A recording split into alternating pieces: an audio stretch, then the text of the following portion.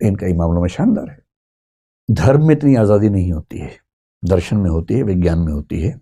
इसलिए तीनों का मूल प्रश्न यही है, और दर्शन ने इसमें क्या संभावनाएं ढूंढनी, हमें इनको समझना है। ध्यान रखिए, विज्ञान बाद की बात है, शुरुआती प्रयास दर्शन के लोग कर रहे हैं। आगे चल के विज्ञान ने उसमें से बहुत सारी चीजों को अपने हाथ में ले लिया और अच्छे से लिया।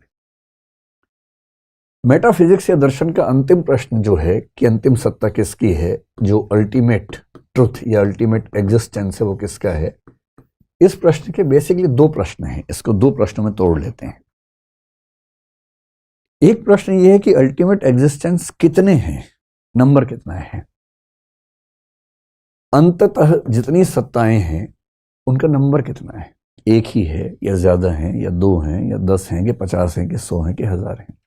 एक तो ये सवाल है, और दूसरा ये कि जो अंतिम सत्ता है उसकी नेचर क्या है। नेचर का मतलब वो कैसी है सत्ता, उसका नाम क्या है, उसकी विशेषताएं क्या हैं, इसको बोलते हैं nature of the ultimate reality क्या है। अब स्वाभाविक सी बात है कि जिज्ञासु व्यक्ति के मन में दोनों प्रश्न साथ साथ ही आए होंगे। ये एक ऐसा तो है नहीं कि एक प्रश्न पहले एक बाद में आएगा, साथ साथ ही आए होंगे। और जब हम सोचते हैं तो हमारे पास सोचने के दो तरीके होते हैं सामान्य रूप से, तीसरा बाद में आता है। कोई आपसे पूछे कि भाई इस संसार में अंतिम सत्ताएं कितनी हैं, तो एक नजर में तो भाव ये आता है कि भाई इतना वैविध्य, डाइवर्सिटी दिख रही है, सब तो सत्य ही है, हम किसे खारिज करें। तो पहला आंसर स्वाभाविक रूप से अधिकांश लोगों के मन में आता है, जिसको हम बोलते हैं प्लूरलिज्म, यानी कि अनेकवाद या बहुत्ववाद। यानी बहुत सारी अंतिम सत्ताएं हैं, एक नहीं है, दो नहीं है, बहुत सारी अंतिम सत्ताएं हैं।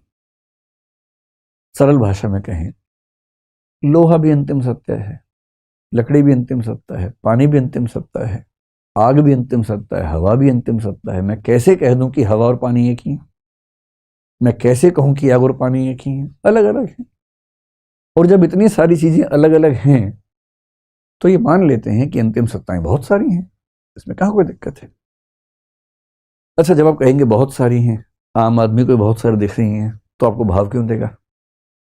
सोचेगा आप तो वही कह रहे जो मैं भी देखता हूं, फिर आप किस बात को दार्शनिक हुए? तो दार्शनिकों को और धार्मिक लोगों को ना इससे चैन नहीं पड़ता है। उनको लगता है ना, इतनी सारी डाइवर्सिटी के मूल में कुछ तो होना चाहिए, कुछ तो होना चाहिए। और मन करता है कि किसी एक पे ही सारा थोप दे। एक आते ही ना मन को बड़ा एक संतोष मिलता है कि चलो फाइनली पता लग गया कौन है। ये वाला सेटिस्फेक्शन इतना परेशान करता है कि कुछ लोगों ने कहा ना भाई, अंतिम सत्ता केवल एक है। और जिन्होंने कहा कि अंतिम सत्ता केवल एक है, इनको बोलते हैं मोनिज्म या मोनिस्ट, यानी एकवाद। एकवाद सिंपल, अनेकवाद एकवाद।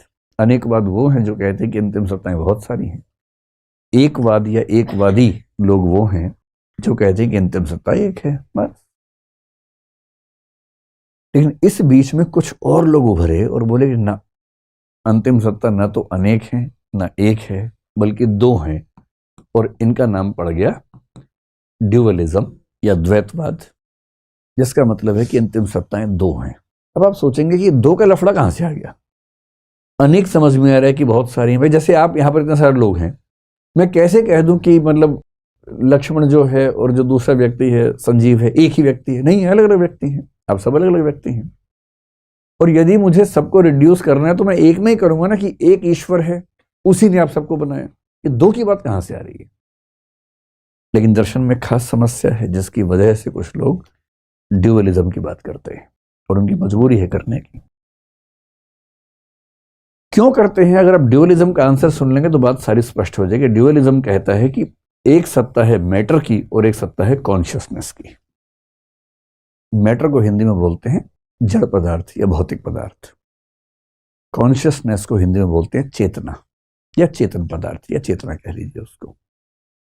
ये सारा खेल कैसे हो रहा है, अगर इन दोनों को समझेंगे तो पूरी कहानी स्पष्ट हो जाएगी, पूरी की पूरी कहानी स्पष्ट हो जाएगी। क्या कहानी है? देखिए, ये मैटर कॉन्शियसनेस की कहानी कैसे काम करती है।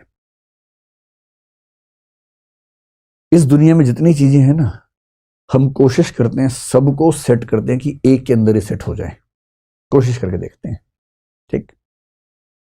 तो मैं जितनी भी चीजों को बांटूंगा तो मैं पाऊंगा कि या तो मैं उनको एक वर्ग मैटर में सेट कर सकता हूं, या मैं उनको एक दूसरे वर्ग कॉन्शियसनेस यानी कि चेतना में एडजस्ट कर सकता हूं। जैसे लोहा है, लोहे को कहां रखेंगे आप? तो आयरन यहां आ गया। पानी कहां आएगा? यहीं आ जाएगा। आग कहां आएगी? आग भी यहीं आ जाएगी। हवा कहां आएगी? हवा भी यहां आ जाएगी। कई लोग बोलते हैं कि हवा यहां आएगी, नहीं, हवा वहां नहीं आएगी, हवा भी मैटर है। ये सब कुछ यहां आ जाएगा। लोहा, लकड़ी, जो जो भी आपको समझ में आता हो इस तरह की चीजें, वो सब यहां आ जाएंगी। लेकिन अगर मैं आपसे पूछूं कि एक चीज है विचार, थॉट, थॉट भी तो है ना दुनिया में। हम सब लोग थॉट मतलब सोचते हैं, थॉट्स हमारे मन में आती हैं। फिर आपके मन में एक चीज आती है इमोशन। जब लोग दीवाने होकर बोलते हैं, ऐसे करते हैं, मैं तेरे लिए जान दे सकता हूं, ये बकवास है। यहां जो दिल है वो केवल पंपिंग करता है ब्लड की। जब बहुत ज्यादा इमोशन है तो सिर के दाईं तरफ हाथ रख के बोल रहे हैं मैं तेरे लिए जान दे सकता हूं, क्योंकि राइट हेमिस्फीयर ऑफ माइंड में इमोशंस आते हैं। इमोशंस यहां नहीं आते हैं, ये कल्पनाएं हैं। इमोशंस यहां आते हैं, राइट साइड में आते हैं। तो अगली बार जब किसी को अंगूठी उंगूठी पहनाओ तो ऐसे करके बोलना कि मैं तेरे लिए मैं तेरे लिए जान दे सकता हूँ, राइट साइड में। लेफ्ट में लॉजिक होता है ज्यादा, राइट में इमोशन ज्यादा काम करते हैं। तो जब आपके दिमाग में विचार ज्यादा है तो आपके दिमाग का लेफ्ट वाला हिस्सा ज्यादा एक्टिव है। जब इमोशन ज्यादा है तो दिमाग का राइट हिस्सा एक्टिव है। और ये तो बिल्कुल एक्टिव, मतलब ये तो हमेशा एक्टिव रहता है। इसका काम तो ब्लड की पंपिंग करना, ब्लड की सफाई करना है। ये ब्लड सफाई नहीं करेगा तो मर जाएंगे 2 मिनट के अंदर। तो करता ही रहेगा।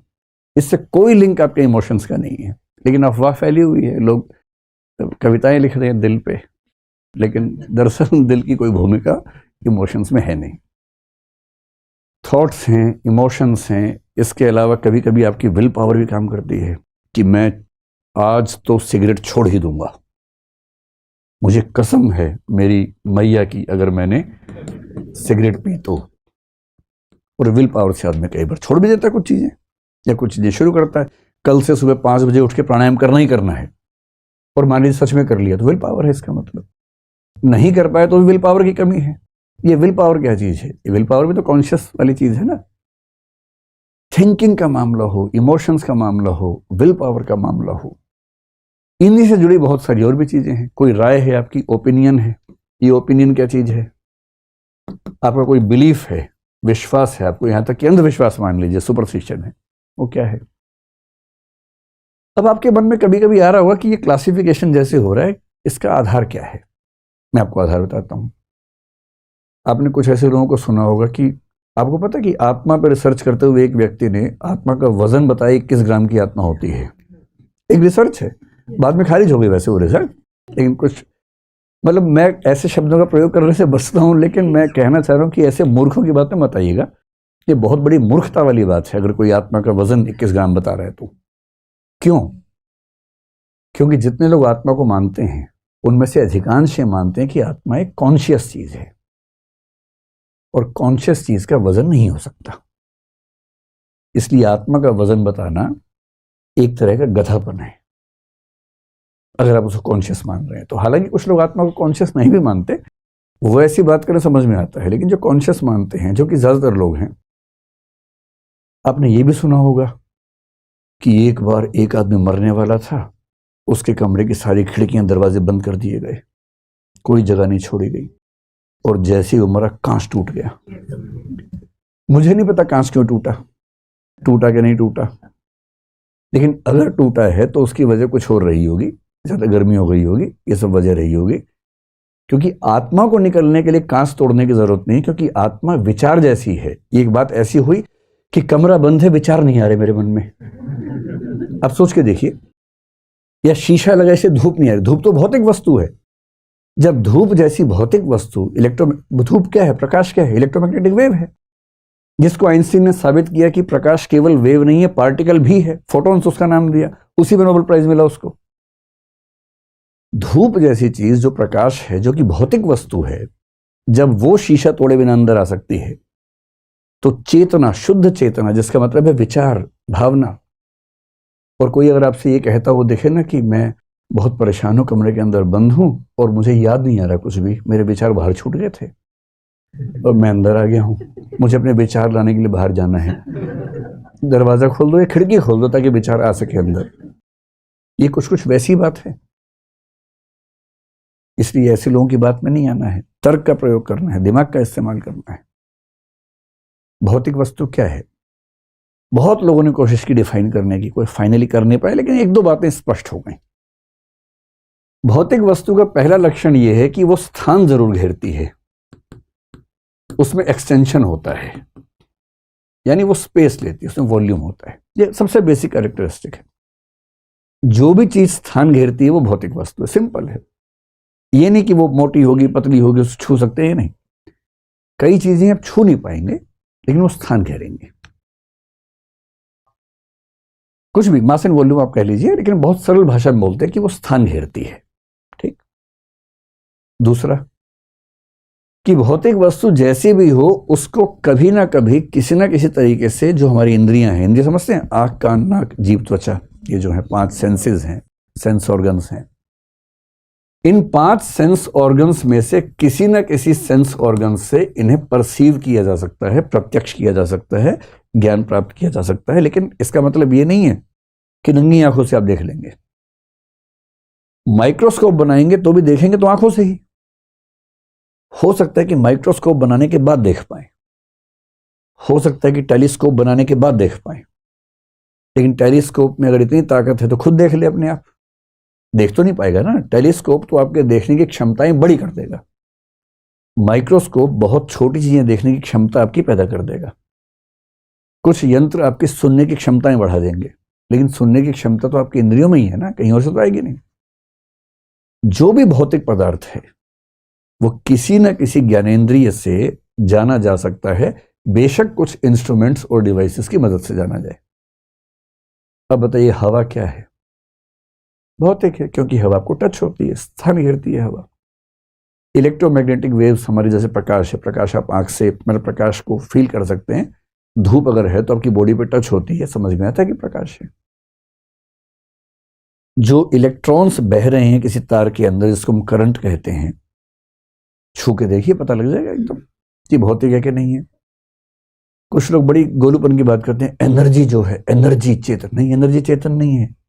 एनर्जी भी भौतिक वस्तु है, क्योंकि मास और एनर्जी को आप कन्वर्ट करते हैं, इसका मतलब है कि भौतिक वस्तु है। इलेक्ट्रॉन्स का प्रवाह भौतिक वस्तु है, चेतन नहीं है। हाँ, किसी ने बहुत बढ़िया बात आपसे कही, आपके मन में एनर्जी आ गई, मोटिवेशन आ गया, वो एक अलग एनर्जी है। यहां उसकी बात नहीं हो रही। यहां फिजिकल चीजों से बनने वाली जो एनर्जी है वो एनर्जी भी फिजिकल है, चाहे वो प्रवाह के रूप में हो, किसी भी रूप में हो। आपने आग, कोयले में आग लगा के उसकी हीट से, उसकी भाप से टरबाइन चला के बिजली बना ली, ये सब कुछ भौतिक है। बिजली भी भौतिक है, भाप भी भौतिक है, टरबाइन का चलना, गति भी भौतिक है। ये सब मटेरियल चीजें हैं। कॉन्शियसनेस वो है जिस पर ये दोनों बातें लागू नहीं होती हैं, वो स्थान नहीं घेरती है। और ना आप इन 5 इंद्रियों से, छठी इंद्रिय जिसको मन कहते हैं वो अलग चीज है, इन 5 इंद्रियों से आप इन चीजों को परसीव नहीं कर सकते। तो जिस भी चीज को आप परसीव 5 इंद्रियों से ना कर सकें, और जो भी चीज स्थान न घेरती हो, मोटे तौर पर मान लीजिए कि वो कॉन्शियसनेस है या उससे निकलने वाली कोई चीज है, थॉट है। क्या आप बता सकते हैं कि आपका कौन सा विचार दूसरे विचार की तुलना में लंबा है, मोटा है, आगे खड़ा है, पीछे बैठा है? नहीं बता सकते। स्थान नहीं घेरता है। भावना भी स्थान नहीं घेरती है ना। आपने कभी अपने आप से कहा हो कि मैं अच्छाई की भावना लाना चाहूं, पर बुराई की भावना आगे खड़ी हुई है, जगह नहीं दे रही उसको, ये बुराई तो हट ताकि अच्छाई आगे आ सके। नहीं, कुछ मतलब नहीं इन बातों का, क्योंकि स्थान नहीं घेरते हैं। और 5 इंद्रियों से आप नहीं देख सकते, आप अपनी आंख से अपने विचार को नहीं देख सकते। कुछ भी कर लें, कंसेप्चुअलाइज करना पड़ेगा। और कंसेप्ट बनाने की प्रक्रिया चेतन प्रक्रिया है, जिस पर सुकरात ने बहुत काम किया, भारत में कई लोगों ने, न्याय दर्शन ने बहुत काम किया उस पर, लेकिन कोई ये नहीं कहता कि भौतिक वस्तु है। अब कुछ दार्शनिक देखिए कितना गहरा सोच रहे हैं, इतना गहरा सोचते सोचते आ गए कि हम सारी भौतिक वस्तुओं को तो एक मान लेंगे कि भाई ये सब अंदर ही अंदर एक ही है, दिखने में अलग है। लोहा, लकड़ी, पानी, बिजली सब एक ही है, हवा भी एक ही है, क्योंकि इन सब में एक कॉमन फैक्टर तो है कि स्थान घेरते हैं। और जितनी ये सब चीजें हैं, ये सब भी अंदर ही अंदर एक हैं, क्योंकि इनमें भी कॉमन फैक्टर है कि ये स्थान नहीं घेरते और ये परसेप्टेबल नहीं है। ये हमारे 5 इंद्रियों से, 5 सेंसेस से परसेप्शन नहीं हो सकता, प्रत्यक्ष नहीं हो सकता, अनुभव नहीं हो सकता। लेकिन कोई मुझसे कहे कि मैं इन दोनों को मिला के एक कर दूं, वो कैसे करूंगा? और जो लोग यहां के रुक जाते हैं उनको बोलते हैं ड्यूअलिस्ट, कि भाई अंतिम रूप से दो सत्ताएं हैं, एक भौतिक एक चेतन। सारी भौतिक चीजों को मिला के एक मान लो, कोई बात नहीं, सारी चेतन चीजों को मिला के एक मान लो, पर मैं किसी भी आर्गुमेंट से ये कैसे साबित कर दूं कि भौतिक ही चेतन है और चेतन ही भौतिक है? मैं लोहे से विचार कैसे बना दूं और भावना से लकड़ी कैसे बना दूंगा? ये कैसे करूं? पर जिनका मन करता है ना कुछ और करना है, फिर वो आते हैं इस पर मौनिज्म पे, वो कहते हैं कि ना भाई, अंत में तो एक ही सत्ता रहेगी। और इनके सामने कितना बड़ा चैलेंज है, आप समझ पा रहे हैं? अभी तक की जो बात हुई अगर मैं समअप कर दूं थोड़ा सा आसान भाषा में, आप लोग अभी हैं दैहिक रूप से, मतलब देह और मन दोनों के साथ हैं। कई बार क्या होता है कि शरीर तो है ही, मन है नहीं, सवाल उसका होता है। अब तक की जो बात हमने की, थोड़ी सी बात, वो ये है कि अल्टीमेट रियलिटी क्या है। इसको लेके नंबर्स की बात करें, 3 ऑप्शंस हैं। जो सबसे सामान्य विचार है वो ये कि भाई बहुत सारे सत्ताएं हैं। और भारत के दर्शन में जैसे हमने पढ़ा, तो भारत में चारवाक भी ये मानते हैं कि बहुत सारे सत्ताएं हैं, जैन भी ये मानते हैं बहुत सत्ताएं हैं, बौद्ध भी ये मानते हैं बहुत सारे सत्ताएं हैं, न्याय भी ये मानते हैं, वैशेषिक भी ये मानते हैं, मीमांसा वाले भी ये मानते हैं। जो नहीं मानते केवल सांख्य योग नहीं मानता और वेदांत नहीं मानता, बाकी सब मानते हैं कि सत्ताएं बहुत सारी हैं, बहुत सारी एग्जिस्टेंस हैं। तो अगर मैं मोटी सी बात आपसे कहूं कि भारत के अधिकांश दार्शनिक किस रास्ते पर चलते हैं? प्लूरलिज्म के रास्ते पर चलते हैं, अनेकवाद के रास्ते पर चलते हैं कि अंतिम सत्ताएं बहुत सारी हैं। फिर कुछ और गहराई में जाते हैं, वो कहते हैं ना, सारी मटेरियल चीजें एक मान लूंगा, सारी कॉन्शियस एक मान लूंगा, पर इनको कैसे एक मानूं? कौन सा रास्ता? ड्यूअलिज्म। और ड्यूअलिज्म के रास्ते पर भारत में चलने वाला दर्शन जो है वो सांख्य है, और थोड़ा सा योग भी कह सकते हैं, क्योंकि वो दोनों की मेटाफिजिक्स सेम है। भारत में सांख्य और योग, मुख्य रूप से सांख्य रियल ड्यूअलिस्ट फिलॉसफी है, एकदम द्वैतवाद। आगे चल के रामानुज ने एक द्वैत विशिष्ट अद्वैत की बात की। मैंने कहा था ना, विशिष्ट अद्वैतवाद उनका है। अंदर द्वैतवाद है, बाहर ऊपर से फिर बाद में पर्दा उसके ऊपर उड़ा दिया है, अद्वैतवाद कर दिया, लेकिन अंदर ही अंदर वो भी ड्यूअलिज्म को मानते हैं। और मध्वाचार्य पक्के ड्यूअलिस्ट है, उनका नाम ही दर्शन का द्वैतवाद है। ये 2-3 ब्रांचेस द्वैतवाद को मानती हैं, पर कुछ लोगों का मन नहीं मानता है, उनको चाहिए अंतिम सत्ता एक सिर्फ। और जो अंतिम सत्ता को एक मानते हैं उनमें भारत में सबसे बड़े दार्शनिक हैं शंकराचार्य। उनका दर्शन क्या कहलाता है? अद्वैत वेदांत। अद्वैत वेदांत। सच बात तो है कि रामानुज भी, वल्लभाचार्य भी, निम्बार्काचार्य भी, जिनके दर्शन विशिष्टाद्वैतवाद, शुद्धाद्वैतवाद और द्वैताद्वैतवाद हैं, ये भी अंततः मौनिज्म की बात करते हैं, पर ये थोड़ा बीच में कुछ किंतु परंतु लगाते हैं। जो एक दर्शन कोई किंतु परंतु नहीं लगाता है उसका नाम है शंकराचार्य का अद्वैतवाद या अद्वैत वेदांत। थोड़ी सी मात्रा में हम बौद्ध दर्शन की एक परंपरा माध्यमिक शून्यवाद है, उसको भी इसमें रखेंगे, लेकिन जब उसको पढ़ेंगे तब समझेंगे, तभी उसमें डाउट में नहीं जाना है। ऐसे पश्चिम में है, बहुत सारे दार्शनिक हैं।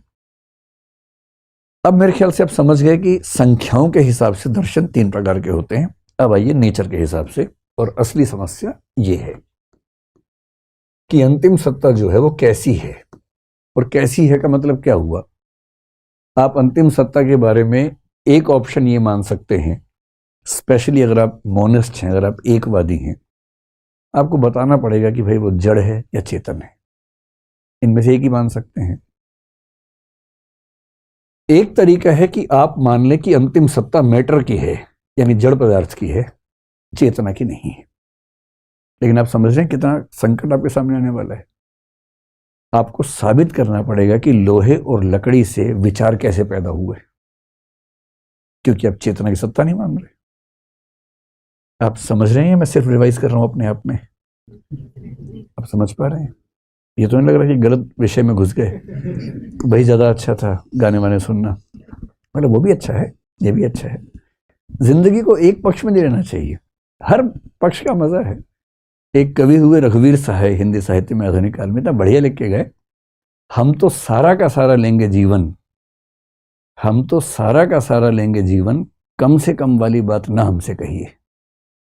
ये थोड़ा ना कि केवल गाने सुनेंगे या केवल फिलोसफी पढ़ेंगे।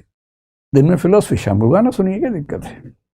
मजा डाइवर्सिटी में, क्यों एक रास्ते पर चलना है, हर रास्ते पे चलिए। खैर, एक तरीका यह है कि हम मान लें कि अंतिम सत्ता जो है वो भौतिक वस्तु की है, जड़ पदार्थ की है। चैलेंज ये है कि आपको साबित करना पड़ेगा कि जड़ पदार्थ से चेतना यानी कि विचार यानी कि भावनाएं कैसे पैदा हुई। यह आसान नहीं है, नानी मर जाती है साबित करने में वैज्ञानिकों की, बहुत मुश्किल काम है। आज तक के सारे वैज्ञानिक मिलके भी ये साबित नहीं कर पाए। मतलब हम सैद्धांतिक रूप से मान लेते हैं कि मैटर से लाइफ पैदा हुई होगी अगर हम डार्विन को फॉलो करें। हालांकि डार्विन ने भी इसमें एक पेच लगा दिया, लेकिन आज तक किसी लेबोरेटरी में ऐसा हो नहीं पाया कि भौतिक वस्तुओं से जीवन पैदा करके दिखा दें। आज तक नहीं हुआ है। कोशिश चल रही है, बहुत सालों से चल रही है। कहानियां हैं, हाइपोथेसिस बहुत सारे हैं, धारणाएं बहुत सारी हैं, पर एक भी ऐसा रियल एक्सपीरियंस अब तक हुआ नहीं है। तो भौतिक पदार्थों से जीवन और जीवन के साथ चेतना, कॉन्शियसनेस, इसे कैसे पैदा करेंगे, यह सवाल तो आ ही जाएगा उसके बाद। दूसरा तरीका ये आप कहें कि नहीं भाई, अंतिम सत्ता एक ही है और वो है कॉन्शियसनेस। चेतना ही अंतिम सत्य है। विचार, भावना, चिंतन, मनन, संकल्प, जिसको हम आत्मा कहते हैं या आजकल की भाषा में मस्तिष्क कहते हैं, मस्तिष्क से निकलने वाले विचार कहते हैं, वो अंतिम सत्ता है। मानने में क्या जा रहा है, मान लीजिए, लेकिन तब आपको यह बताना पड़ेगा कि विचार से लोहा कैसे पैदा हुआ। दम है तो करके देख लीजिए। मन में सोची लोहे का विचार, लोहा सामने आ जाए तो मान लेंगे कि विचार से लोहा पैदा हो जाता है।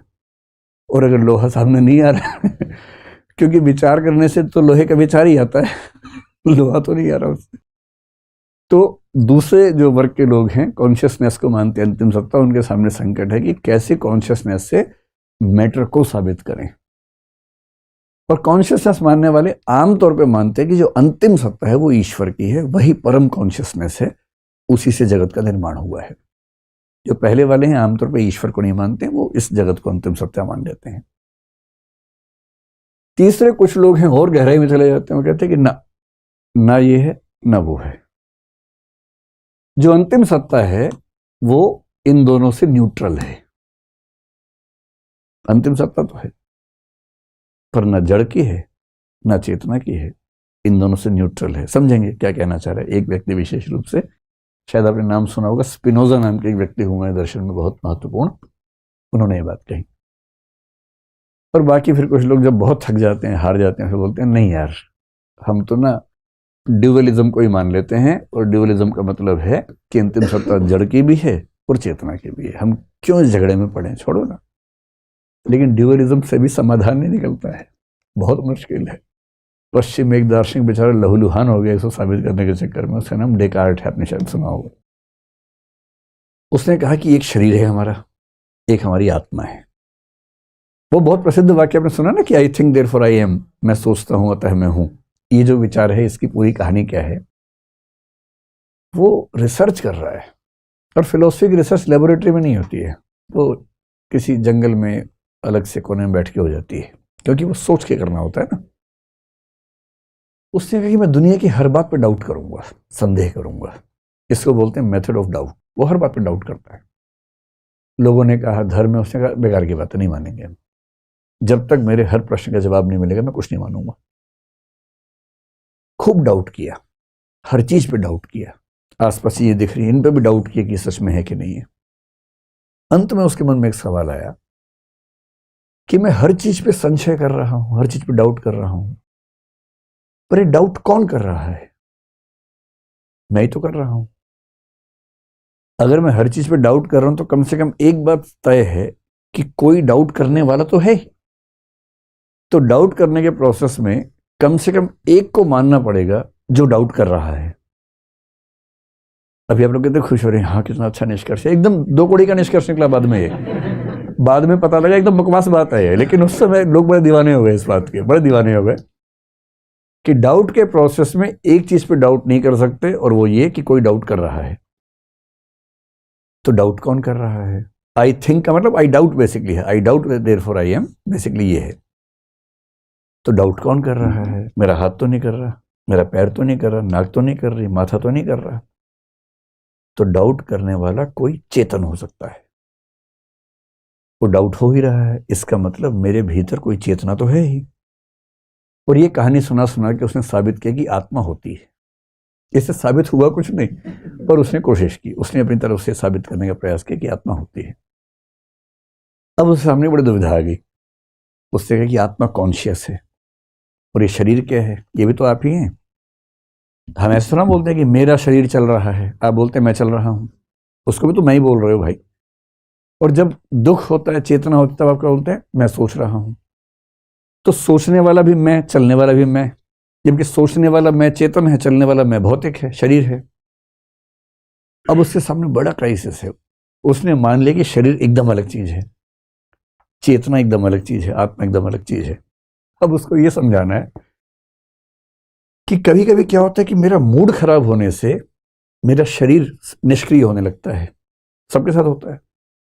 अगर आपका मन ठीक ना हो तो बॉडी भी काम नहीं करती है, और बॉडी को चोट लग जाए तो मन भी परेशान रहता है, दुख होने लगता है, बेचैनी होने लगती है। अगर ये दोनों एकदम अलग अलग हैं तो इनमें आपस में बात कैसे होती है? मन के तनाव का असर शरीर पे कैसे होता है, और शरीर की समस्या का असर मन पे कैसे होता है? और दर्शन की बहुत बड़ी समस्या जो डेकार्ट के सामने आई, अगर भौतिक वस्तु और चेतना एकदम भिन्न भिन्न है तो आप इनके बीच में इंटरेक्शन कर ही नहीं सकते। और उसके विचार का नाम ही क्या है? इंटरेक्शनिज्म। जो वो कर करके थक गया पर साबित कुछ कर नहीं पाया। कैसे साबित? आप कल्पना कीजिए, एक कमरे में एक लोहा रखा है, इधर एक विचार है। लोहा विचार से कुछ कहना चाहता है, किसी भी तरह से कह के देख ले कैसे कहेगा। और फिर विचार चाहता है कि मैं लोहे को कुछ कहूं, कैसे कहेगा? उस विचार ने कितनी कल्पनाएं की। उसने कहा खोपड़ी के अंदर एक ग्लैंड है, पीनियल ग्लैंड है, पीनियल ग्लैंड की आधार पर इंटरेक्शन होता है। तो लोगों ने मुस्कुरा के सवाल पूछा कि पीनियल ग्लैंड क्या है, भौतिक या चेतन? अगर ये भौतिक है तो ये लोहा हो गया, ये चेतन है तो विचार हो गया, और समस्या वहीं की वहीं है।